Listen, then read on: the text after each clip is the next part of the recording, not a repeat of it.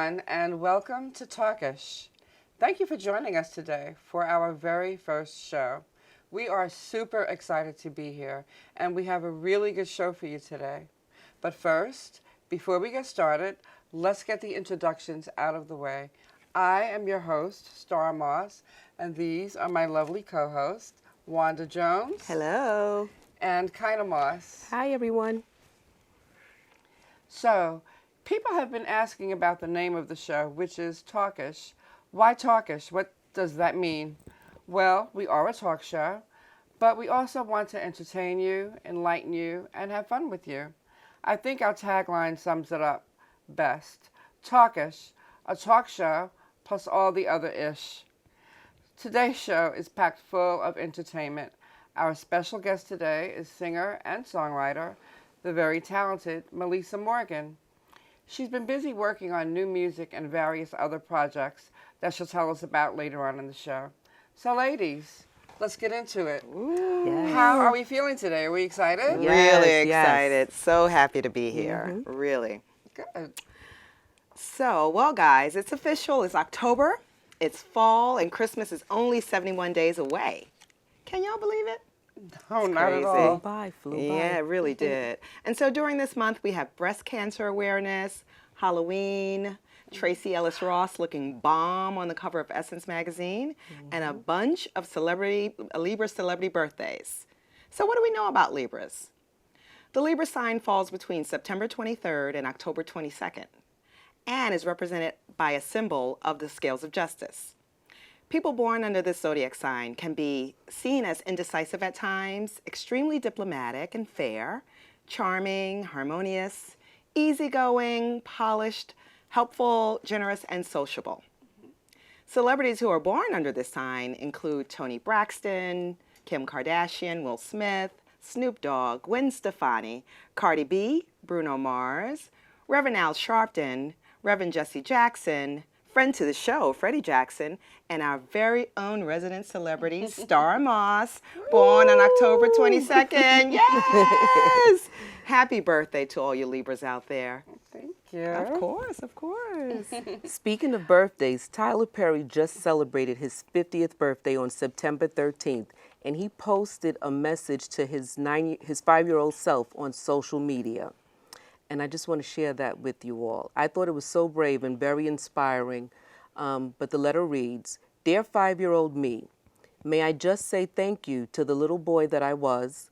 Thank you for all you went through to allow me to be the man I am today. I love you, and I am so thankful to God that you survived. Even when I didn't want to, your pureness and innocence ushered me here. Thank you for these 50 years. I love you. We made it. What would you say to your younger self?" This is just one paragraph of many pages that I've written to my younger self over the years. I often tell friends to write a letter to their younger self. I promise you, it will change your life. If you can get through it, you should try it. It can be so healing. Love y'all. Guess you can see I'm still celebrating a very young 50, LOL. So, ladies, if you had to write a letter to your 5-year-old self, what would you say? I'm going to do mine first. Okay. It's very long. I had a lot to say. Extremely long. I can't wait to hear it. To my 5-year-old self, I would say, stay true to who you are and don't be afraid to show the world all sides of Kyna. Stop hiding yourself from the world and let the world see the silly Kyna too, because that is going to be the side of you that gets you through your future hurts and pains. So what if I want to be a soprano singer with an alto voice? So what if I want to be an actress but clam up when speaking publicly? In time, all things change. Remember that. One day you won't be scared. Learn to have fun with others and don't be so private all the time. Other people's judgments and expectations do not define you, but you do. Allow others in and stop guarding your heart. You will be hurt, but don't live in that hurt. So much time can be wasted on the sob story. Feel it and release it, guys. I think that is the most important thing I would say to me. Also, know that you can't save the whole world. Only God can. Cast your burdens onto Him and don't wait late in life to realize that He is your carrier. Surround yourself by like-minded people as you get older. Know your strengths and don't let your weaknesses defeat you. Keep on persevering even when you feel like there's no way. Learn how to ask for help and realize you don't have to always be self-sufficient. Ultimately, I would tell my younger Kaina not to be restricted for the development of the older Kaina to come. What did you have to say to your 5-year-old love self? that. Thank you. Thank you you so for much. being so What to say to open. yourself. I do. Always. But that was really beautiful. Thank you for sharing Wanda. with us. Thank Seriously. you. So when I was a little girl growing up in the South Bronx, I used to greet everybody on the block all the time. I used to be like, "Hi, Mrs. Smith. Hi, Miss Debbie. Hi, Mr. George. Oh my God, Miss Davis, your shoes are so nice." And it used to drive my mother bananas. She used to grab me up and say, "Stop speaking to everybody first. Let people acknowledge you. Stop it." I was really like the 1970s version of a Walmart greeter. And so what I would tell my younger self is to keep being your sweet, bright, and shiny self. Your cheerful and sunny disposition will serve you well in life and in general. You've made some amazing lifelong friends, and I have some right here with me today, and had some great career highs. And it's really okay to be the first to smile and say hello and give a compliment. It's so good for the soul. And you just never know, what could come of it. Exactly. Yeah. I mean, that's just who you are, Wanda. Bubbly. So. Thank you, Star. Thank you, kind of. Well, what I would tell my 5-year-old self is don't try to fit in. And it's okay to stand out and be different. When I was 5 years old, I was very shy and always stood out from my family and everyone else that I knew. Long story short, I got teased a lot, which made me retreat into my own little world, wondering where I fit in. I mean, you know how kids are. When you look different, they treat you different, and this was a real issue for me. So my letter would read, "Dear 5-year-old me, everything will be fine, so stop worrying about fitting in and just be comfortable in your own skin. You're smart, funny, kind, and caring. You're a shy little thing, but your parents named you Star for a reason, so don't be afraid to shine. You don't have to blend in with anyone else, so go ahead, stand out with your red hair and freckles. Be different and be proud. You gave me something to fight against and fight for, which made me stronger. You'd be amazed at what we've conquered and what we've accomplished, me, you, and our black girl magic." Oh, that was nice. Star. I like that. Really beautiful. I think this was such a great activity to do. I agree. Because once you put that in writing, it's like you free it from your head, it's on paper. But more importantly, I felt like once I wrote that note to my 5-year-old self, I have something to hold myself accountable to. I'm also, I don't know if you ladies would do this, but I'm going to frame my letter. I'm going to frame it so this way it can be a reminder of all of the things that I said I don't want to do. Right. And moving forward, to be more open and not so private. I'm tired of that. It's time to free it up. That's right. That's So right. I said I'm going to put my letter in a frame. Oh, I like that Two kind of. frames for your letter. Because it's so long. Speaking of Tyler Perry, last week on October 7th, the writer, director, producer, and actor recently added film studio owner to his list of accomplishments. He officially christened his massive new film studio in Atlanta, and every black star imaginable attended the opening gala. It was definitely Black Hollywood up in there, with guests like Oprah Winfrey, Spike Lee, Cicely Tyson, Samuel L. Jackson, Halle Berry, Beyonce and Jay-Z, Will Smith and Jada Pinkett Smith, and many more. Now, we all know about the little beef between Tyler Perry and Spike Lee, where he harshly criticized shows like Meet the Browns, calling them coonery and buffoonery. I mean, that was really kind of shady. Agree. But Yeah. Tyler Perry decided to take the high road and named the soundstage after Spike Lee. And of course, the biggest soundstage was named after none other than Oprah Winfrey. All right now. The new facility is a 330-acre studio that was once a Confederate Army base. This is history-making moves right here. I mean, he's the first black man ever to own, by himself, a major film studio. And let's not forget, 20 years ago, he was homeless and sleeping in his car. So this is an extraordinary example of what a person can do with laser focus and determination. That's right. And Tyler Perry also received a star on the Hollywood Walk of Fame. It's obviously been a phenomenal year for Tyler Perry. Congratulations, Tyler Perry. This is definitely a Black excellent moment. We're so proud of you. Oh, We love you, Tyler. yes. Congratulations. And we also want to give a special shout out to Miss Wendy Williams, who is also receiving a star this weekend on the Hollywood Walk of Fame. Wow. Congratulations, Wendy. We love you, Wendy. How you doing? Coming up next, Reality-ish.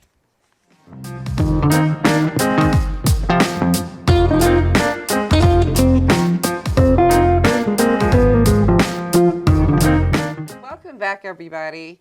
We're going to get into a segment we call Reality-ish. Today, we're going to talk about Season 8 of Basketball Wives. The ongoing drama, mainly between Evelyn Lozada and OG, became even more intense at the reunion show when OG was barred from the stage and sequestered in a back room somewhere because of her alleged aggressive behavior. Wow. Since Season 1, we've seen aggression from just about every cast member in the show. We've seen physical fights between Tammy Roman and other cast members. We've seen Malaysia, Pargo, and Laura Gavon fighting. We've seen Evelyn Lozada run across an entire table Like an to animal. attack Jennifer Williams. We've seen Evelyn in a restaurant throwing wine bottles across the room Like an animal. at another cast member. I mean, it's ridiculous. It is. Idiot. Just missing the side of Shawnee O'Neal's head. We've seen Jackie Christie come for a cast member just about every season. And this season, she came close to a physical altercation with her ex-bestie, Malaysia, and has been having nasty words back and forth with the newest cast member, Phoebe Torres. While OG has threatened to cause harm to a castmate or two and gets into her share of arguments, she has never put hands on any of the other women. Now, OG, who is a proud Nigerian, joined the show last season and has no problem speaking her mind and formulating her own opinions. She has accused other women of colorism, the lighter-skinned women, and the show has issues with her darker skin tone, she feels. So, ladies, have either one of you experienced colorism? But before you answer, let me define colorism. All right. Okay. Colorism is a form of racial discrimination based on the shade of an individual's skin tone, typically favoring lighter skin, and can occur both within a specific ethnic group and across ethnic groups. So, have either one of you experienced this? Wanda, what about you? So what I will say is I've been told that I shouldn't wear certain colors. I have been told that I'm really cute for a black girl. I have been laughed at by white coworkers because when we took a group photo, no one could see me. Oh, we can only see your teeth. So while I can't say that I have experienced racial colorism or racist or racism, I can say that I have experienced some really not good things. And how does that make you feel? Awful. It made me feel like I wasn't good enough. It was Wow. really bad. I mean, that's just horrible. Yeah. Of course. Kind of, what about you? I actually have never experienced colorism. I think because I fall in the middle of the spectrum, so I'm not too light, I'm not too dark, I'm somewhere in between. So I never experienced that. I think it was just regular teasing going on with kids, but never colorism, thank God. Yeah. But that's horrible what they did. That is horrible. Well, lucky you. Yes.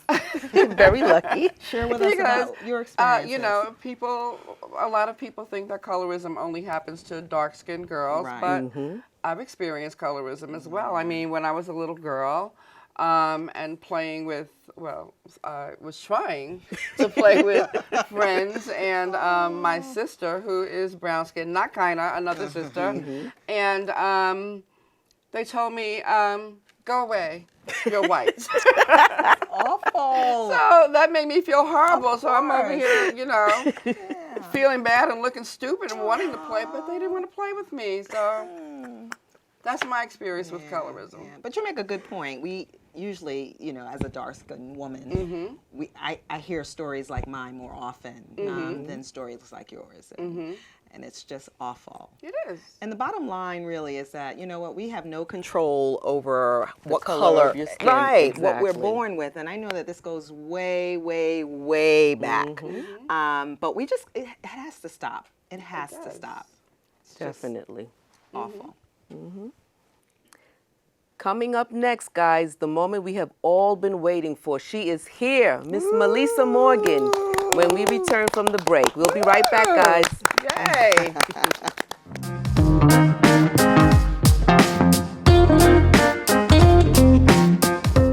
Welcome back, everybody. And now, joining us right here at this table, you know her from songs like Do Me Baby, Fool's Paradise, Do You Still Love Me, Keep in Touch, Body to Body.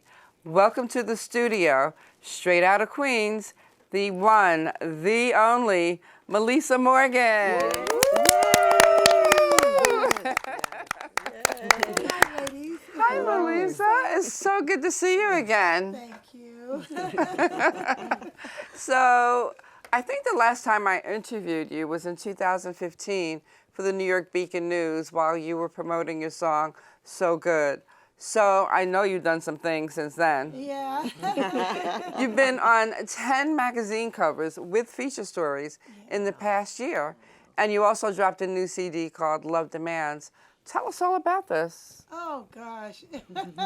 I've been working with Cleopatra Records for a minute. I did like Christmas songs with them. I did cover songs. They redid Do Me Baby and Fool's Paradise so that they could use it for commercials and things like Nice. that.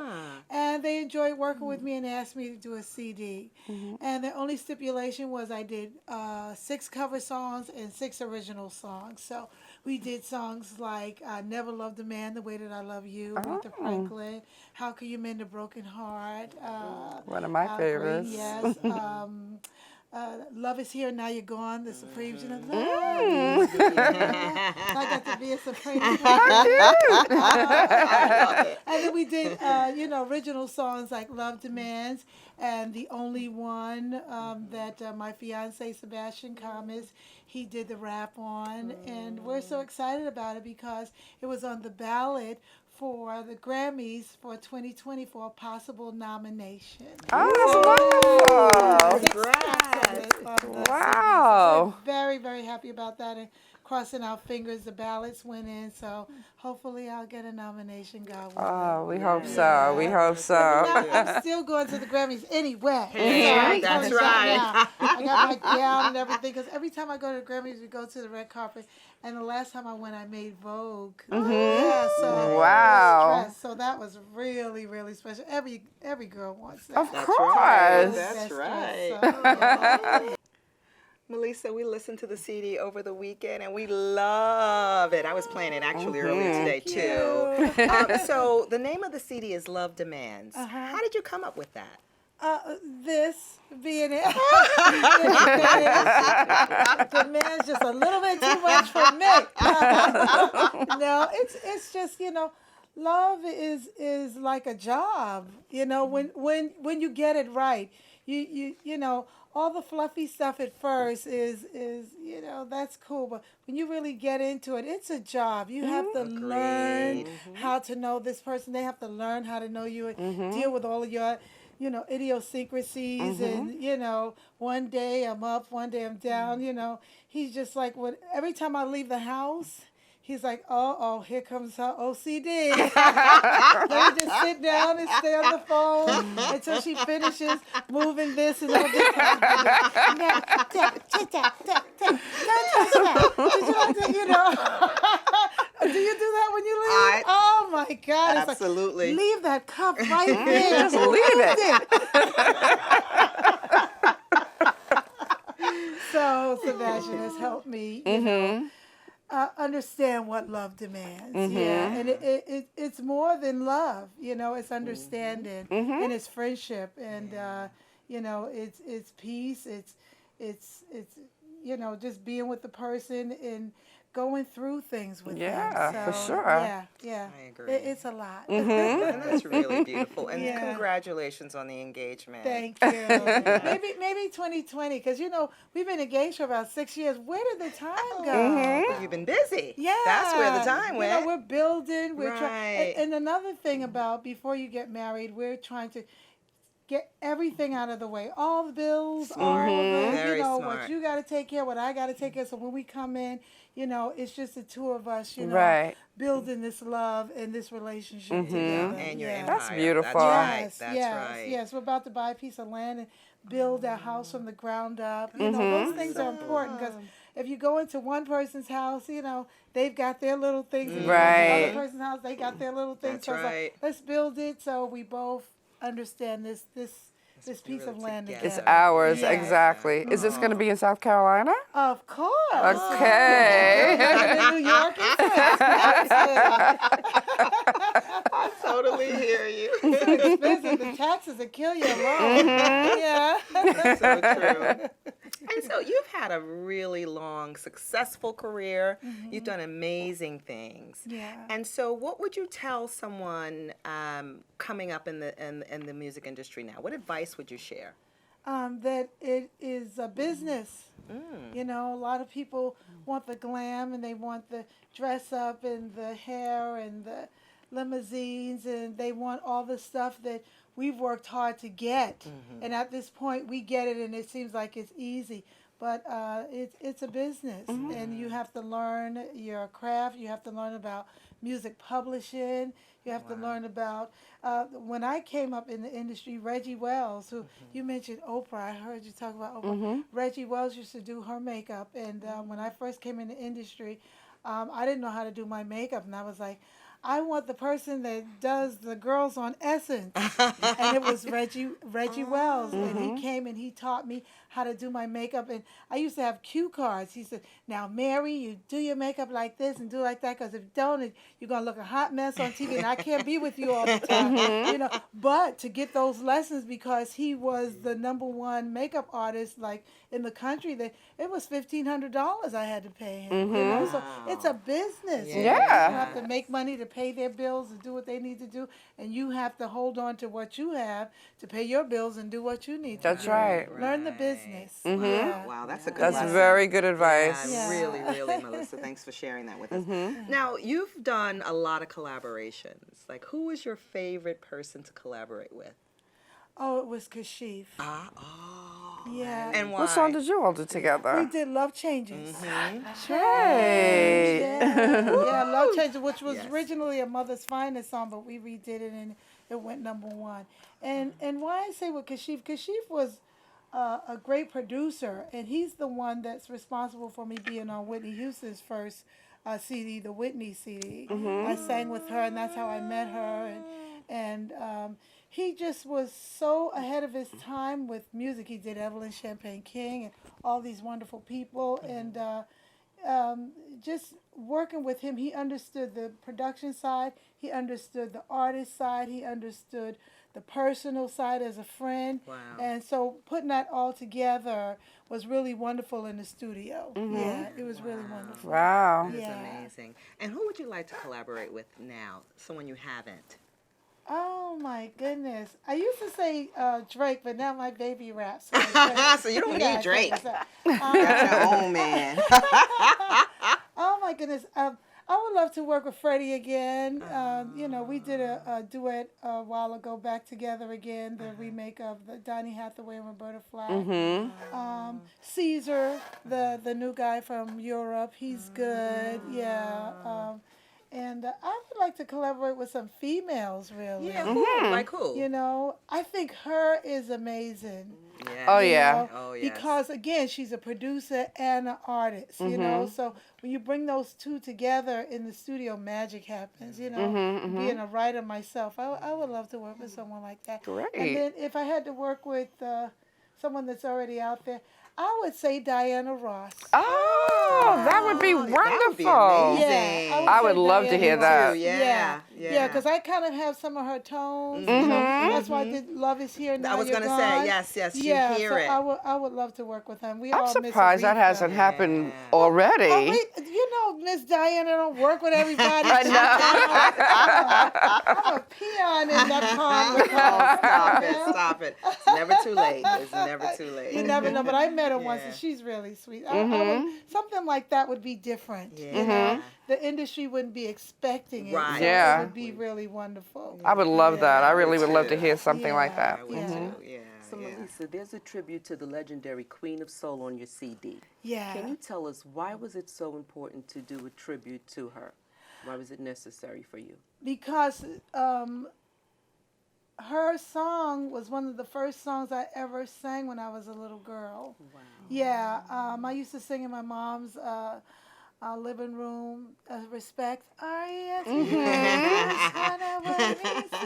My mother's dress gowns on and her shoes and clunking around. Aw. You know, so, and my mom always said, if you get this right, I'm going to take you to Showtime at the Apollo. You're going to be on that tonight. Well, she never took me, but I made Showtime at the Apollo anyway. But, you know, that was one of the first voices that really struck my soul. Yeah, so I've always done like little things.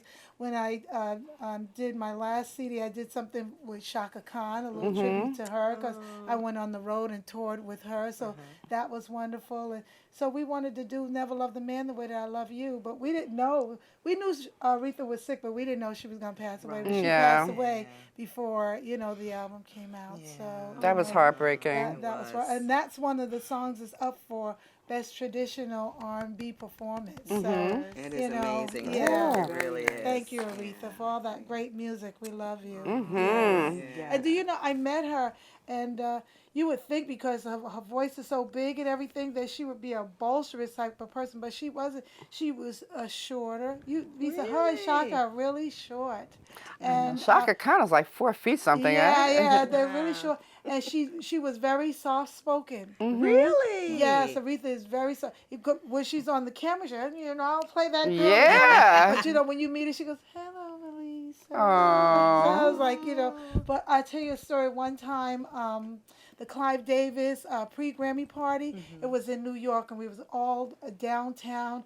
Oh, it was me, Babyface, Tyrese, just oh my God, TLC. A whole bunch of people was in the audience, and Aretha was the artist that got up and sang. Well, you know, the young artists, they know who she is, but they didn't know her song. And so she was getting up there singing, and usually it's like a collaboration. People that's there just get up and start singing, and they didn't know her song. And Clive Davis looked at me and said, "Melissa, get up on that stage." You know? So me and Tyrese actually got up on stage and sang background for Aretha Franklin, and we were singing. She was like, Oh "That's my what I'm talking God. about." Yeah, she took pictures with us afterwards. It was just a special moment that I was there to help support her, you know. And I was like, "You youngums, y'all better, They you better know, get it together. get Yeah. your history You were able to get up there on the spur of the moment and Spur of do the the moment and background. do the background. Yeah, you got to know those songs. That's right. Yeah. Oh, wow. That's a great story. What a wonderful memory. It is right here. Yeah. Besides Aretha Franklin, what other artists would you like to work with? Or who else inspired you, rather? I would say Shaka, you know, because going on the road with her was really a great experience. I was actually going to Juilliard School of Music, learning music theory, and I got the call, you know, to sing with Shaka Khan, and I thought it was a joke, and I hung up on her. Yeah, because, oh, child, come on now, no Shaka calling me. You know, I don't even know who I am. But I was like, you know, the go-to background singer, you know, studio session singer in New York at that time. I'd worked with Johnny Kemp, and, you know, just so many wonderful people. So finally they called back and said, "This is no joke," and it turned out to be Lisette Wilson, who was a writer with Tom Brown for Funkin' for Jamaica. Yeah. And me and her became best friends. And she's actually turned out to be like co-writer on Fool's Paradise and Do You Still Love Me and all that stuff because we became friends touring with Shaka Khan. Yeah. Wow. And Shaka was a fireball now. She, you know, she's who she is. But I remember her when I was leaving. I had got her "Gotta Be There" album. Remember that one with the rhinestones and the black leather jacket, Yes. big hair, and she signed it. And she says, "You're going to go on and do great things." And I was like, "You're just saying that." And she signed the album to Melissa, one of the best from One Who Knows. Oh, And that You was, are. I You have it that framed? framed. Yeah. very nice. Yeah, Oh my yeah. word. So, I haven't seen her in a while. Last time we saw her was in Brooklyn, and I think she broke her toe. Yeah, during the show. But I think I heard that. Yeah. yeah, we didn't get to see her. She had to leave. So I hope to I see her soon. Yeah, maybe at the Grammys. Yes, you Maybe. will. Guys, we're going to play a little bit of Never Loved a Man right now.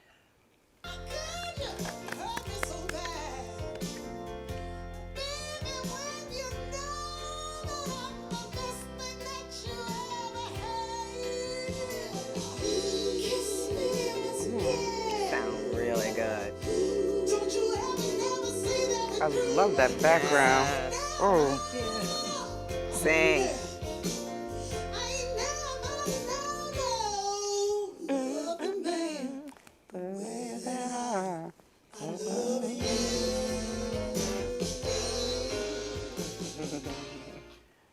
Yeah. Beautiful. Yes. Really beautiful. That's one of my favorite Aretha Franklin songs, I swear, and I love your rendition of it. You also did a song with your fiance, Sebastian Camas, on the CD called The Only One. Now, how did that come about, and how was it working with Sebastian? Oh my goodness. Well, we did the song. I wrote the song and we recorded the song. And I just felt like something was missing. And when I met Sebastian, he's from Knoxville, Tennessee. Yeah, that's my baby. He's always talked about Drake and rapping, and he would go, with his friends and come back with his tapes because they would go in the studio and rap. And I was like, and he's a rapper or something. So something, baby. And he was like, okay, he was a little nervous, because he can rap, but I think he was just nervous, He's like, you're a legend. I want to do right. I want to do good by you. Right. Like, you're going to be a legend in your own right, too. Babe. So just do you. And he did, and it came out really good. And again, now that song is up for Best Rap Sung Performance. Unbelievable. Yeah, so, if it gets nominated, that's a whole different category for me. Right. Yeah, and that's thanks to him. Very good. So, yeah. Melissa, you just got back from London just a couple of days ago, and you posted a lot about the trip and some of your performances on social media. You did a sold-out show with Melba Moore, Jean Carn, and Shirley Jones of the Jones Girls. That must have been an amazing show. Yeah. Tell us about that. Oh, my goodness. Well, Melba, her and her husband is the one that signed me to their record label, and that's how I got to do Me Baby, with Hush Productions and everything. So Melba is like Auntie Melba to me.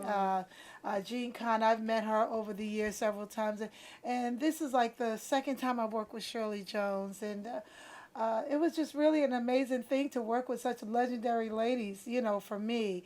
London has always been really special to me. Fool's Paradise is bigger over there than it is here. Wow. Yeah. They know Do Me Baby and everything, but Fool's Paradise is like an anthem over there. Really? So it's always a blessing to go over there and perform. So we did one show at the Fairfield Hall, and then we did another show called Giants of Lovers Rock, where we do our own stuff, but then we pay tribute to big reggae artists over there.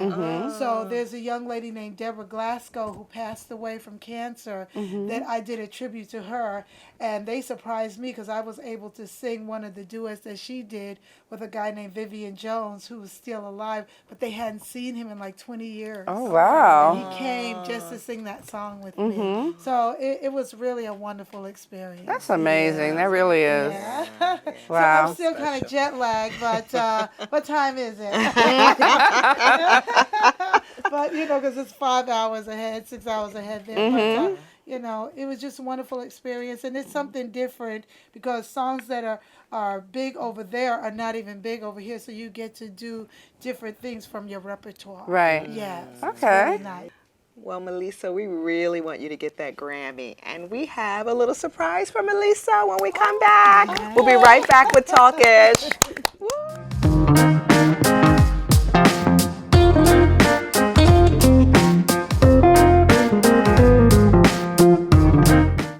Welcome back, everyone. We're here with our special guest, Melissa Morgan. Melissa, we mentioned earlier that you're being considered for the ballot as a Grammy nominee. Would this be your first Grammy nomination? Oh, yes, yes. Okay. Yeah. Well, we're very proud of you, and we actually have a little surprise for you. Okay.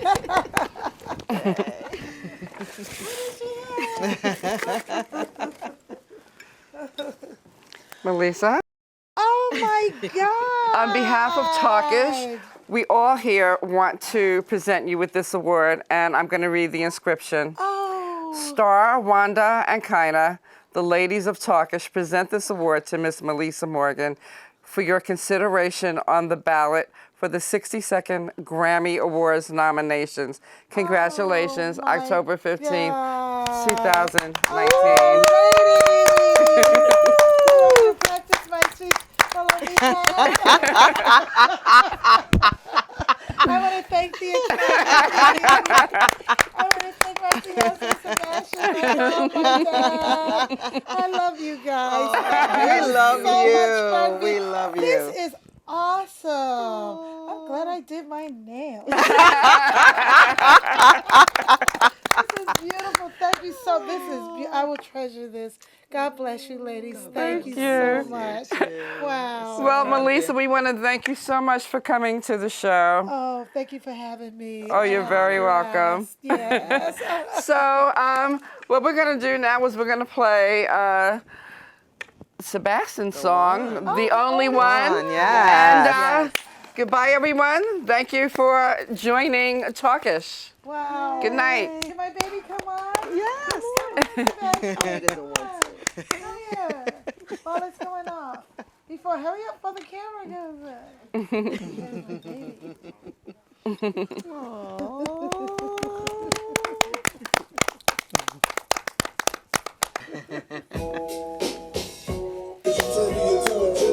Open your door, get your towel on the sand while I lay by the shore. You're the only one that I adore. I pray that we stay together, loving the warmth of your body when we lay together. Your air is my air, we breathe together. Your heart is my heart, don't beat